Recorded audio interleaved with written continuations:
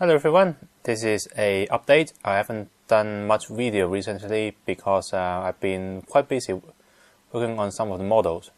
And the fact that Phantasy Star Online 2 is actually out on Japan's server, and I've been messing around in it as well. But in any case, here is some of the stuff that I've gotten recently. Some of them people might approve, some of them might not. So let's start off. Actually, you know what? Let's start off with a bit of update. One of the updates is the Bandai Figure-rise Black Lotus. Since I have done the review already, so you know that I do like her. But besides painting her, I have done a little bit more extra work on her. I'm not quite sure how well it's going to show, but what I've done here is I painted her black in gloss black. I put on a lilac color pearl coat, which actually has a lot of glitter in pearl color as well. And then things gone wrong. I tried to put clear varnish coat on it by getting the Humbrol acrylic clear varnish spray. That didn't work because it was matte for some reason.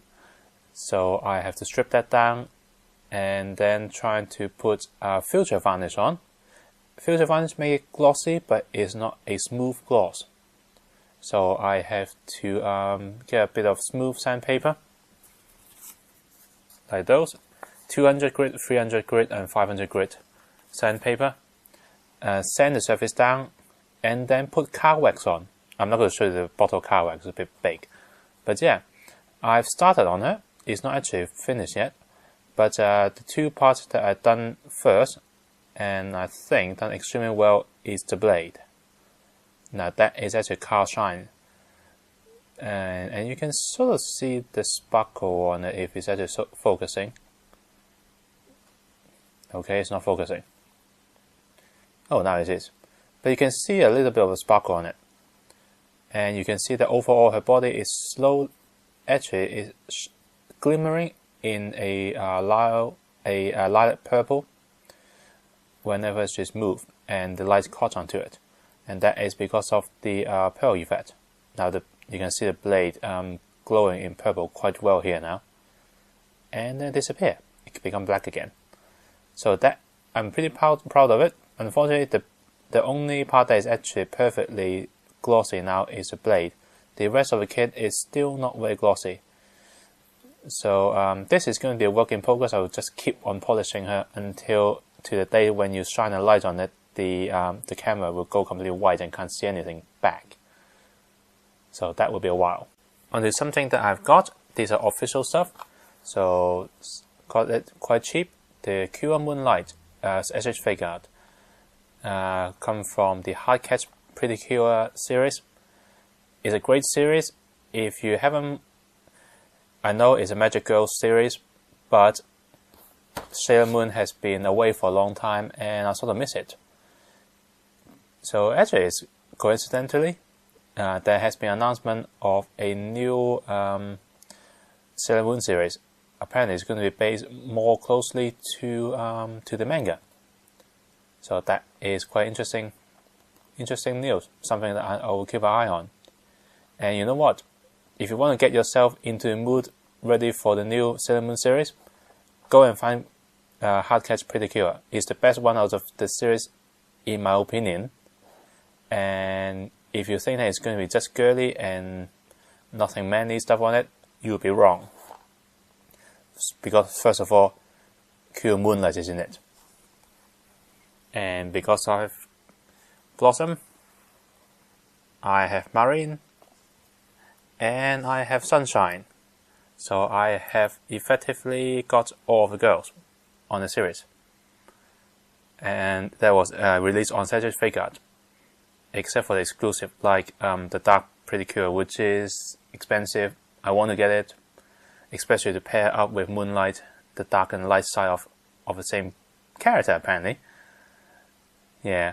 By the way, if anyone wants to see a review of her, or in fact the whole group in general, drop down on a comment down there. So that's one thing.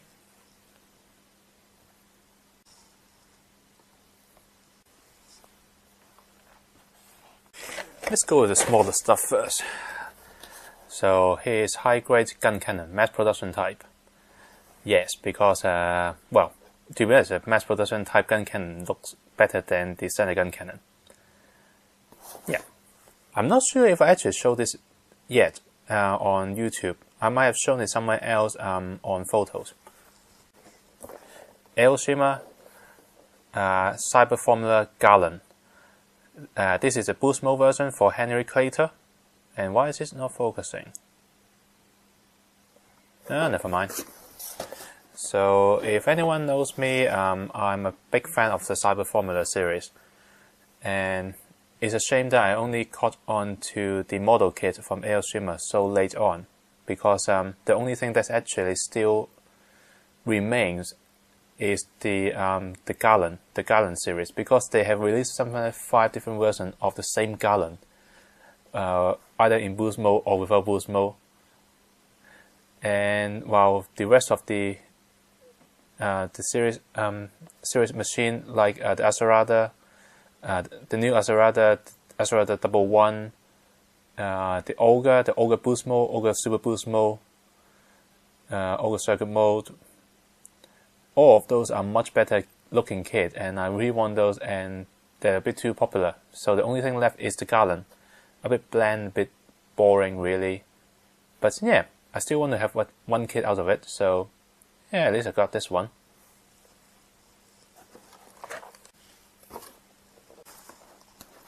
JLT HD edition from Kotobukiya.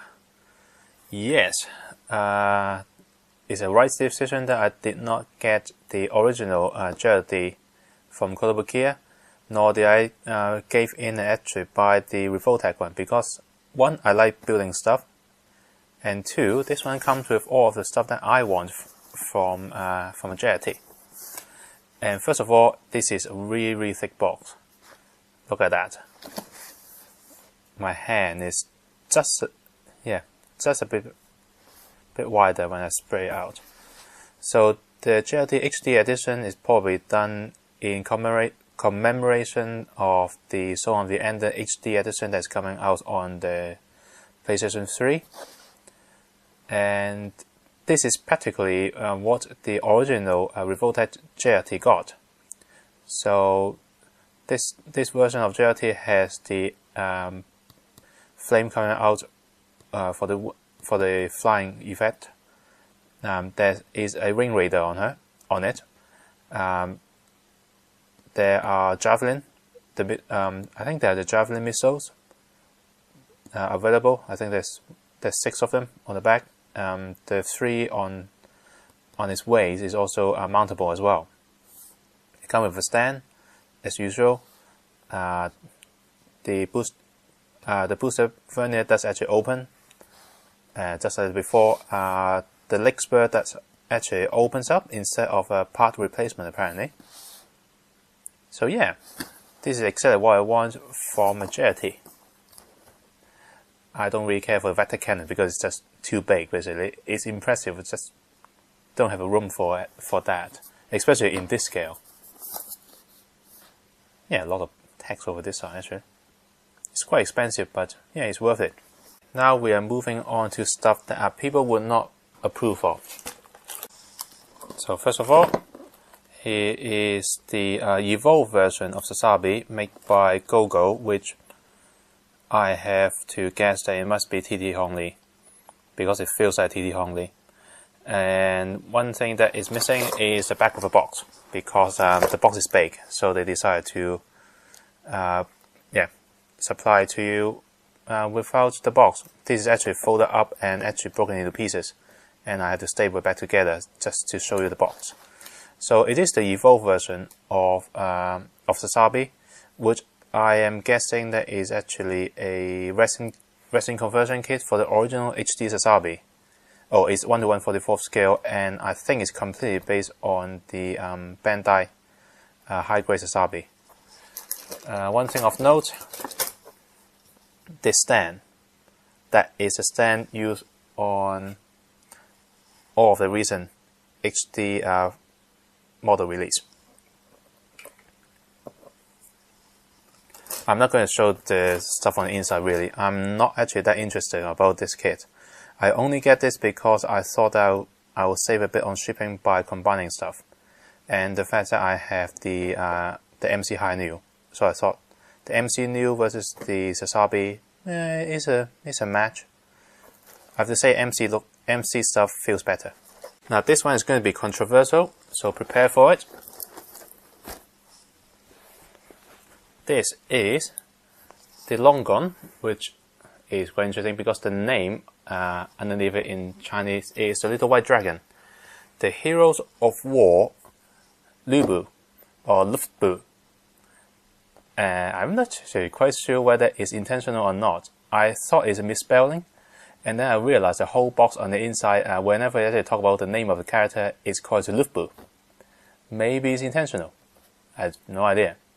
But a bit of history about this kit. This is actually a completely original kit from as far as I could tell. The original sculptor is a Chinese toy enthusiast.